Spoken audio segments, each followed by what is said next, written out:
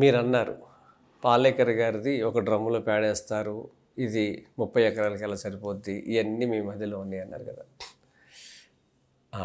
హరిత విప్లవం గురించి మాట్లాడుకోవాలి మనం, శ్వేత విప్లవం గురించి మాట్లాడాలి.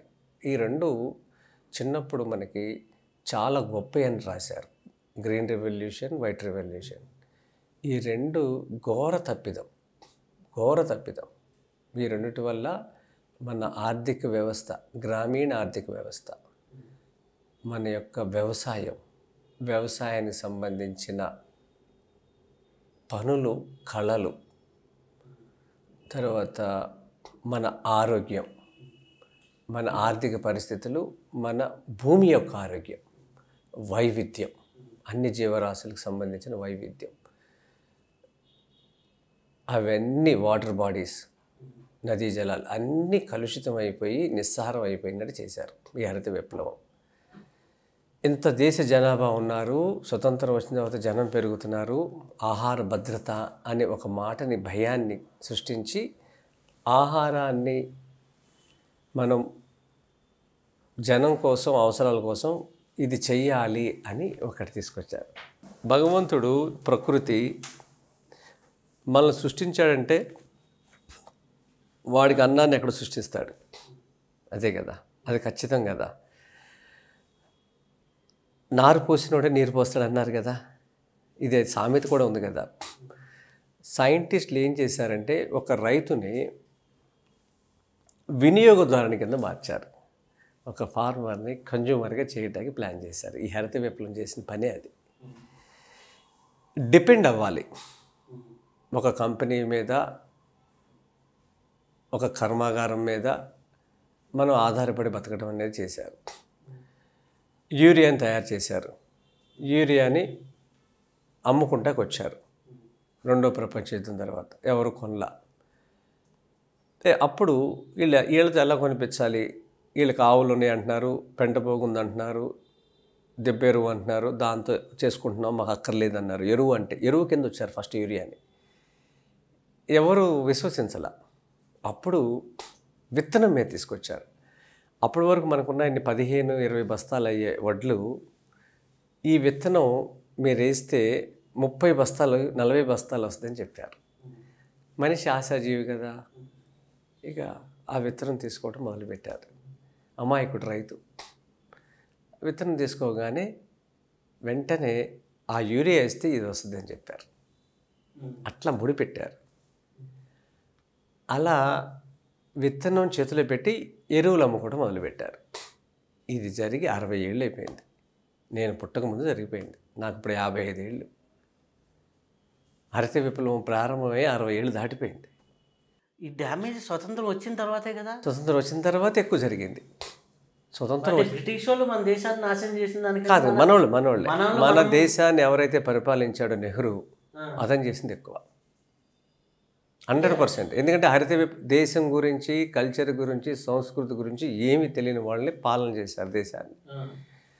శాస్త్రవేత్తలు ఏం చెప్పారో వాళ్ళని, ఎందుకంటే నీకేమి తెలియదు కదా, దాన్ని ఆపాదించేశారు. ఇట్లా జరిగిన తర్వాత మనకు జరిగిన నష్టం ఎక్కువ.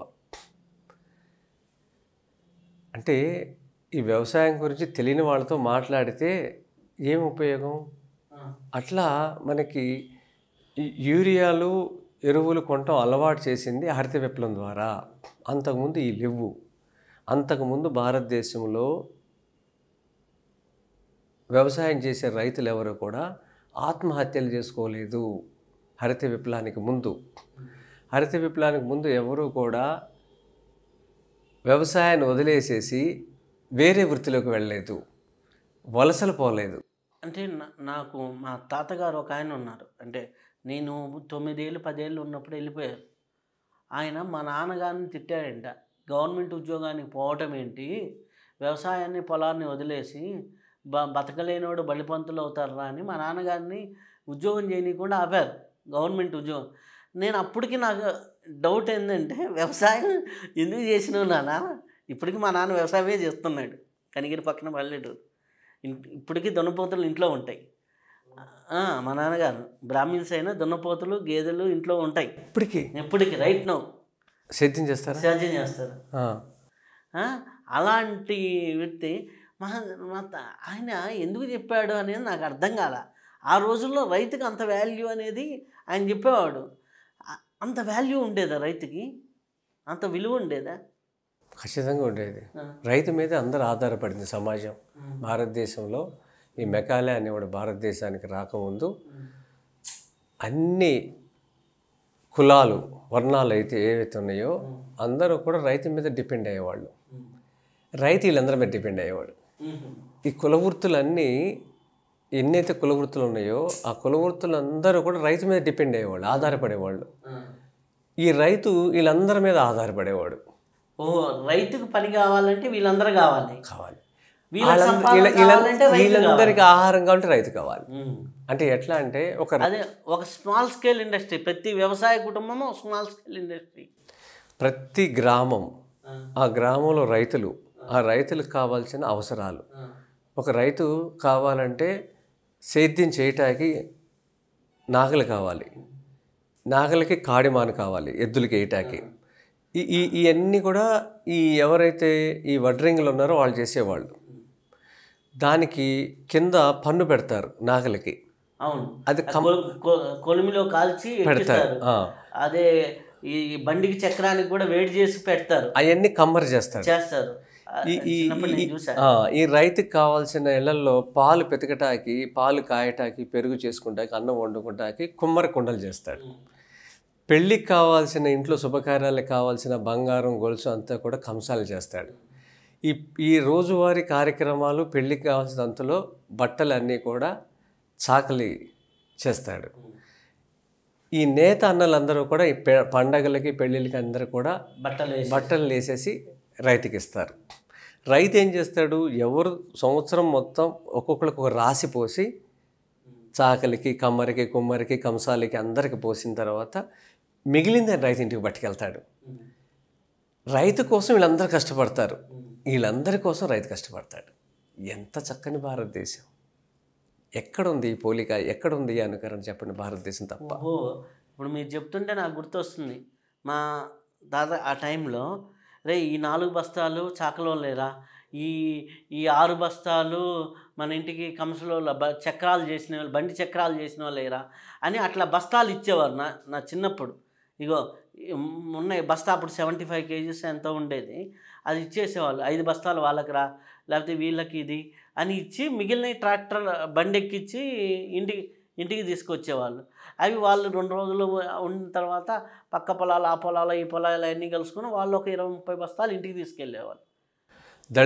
దళితులందరికీ కూడా కావాల్సినవి వాళ్ళకి ఇవ్వాల్సింది ఇచ్చి వాళ్ళ దగ్గర కావాల్సిన వస్తువులు, అవసరాలు వీళ్ళు తీసుకునేవాళ్ళు. ప్రతి దానికి ఒక డిజైన్ ఉంది భారతదేశంలో. ప్రతి అవసరానికి ఏ రోజు డబ్బు లేదు, ఎక్కడ వస్తు మార్పిడి. ఇది కదా భారతదేశం. దీన్ని ఎంత అద్భుతంగా మెకాలే దీన్ని సర్వనాశనం చేశాడంటే దాంట్లో వాళ్ళు 100% సక్సెస్ అయ్యారు.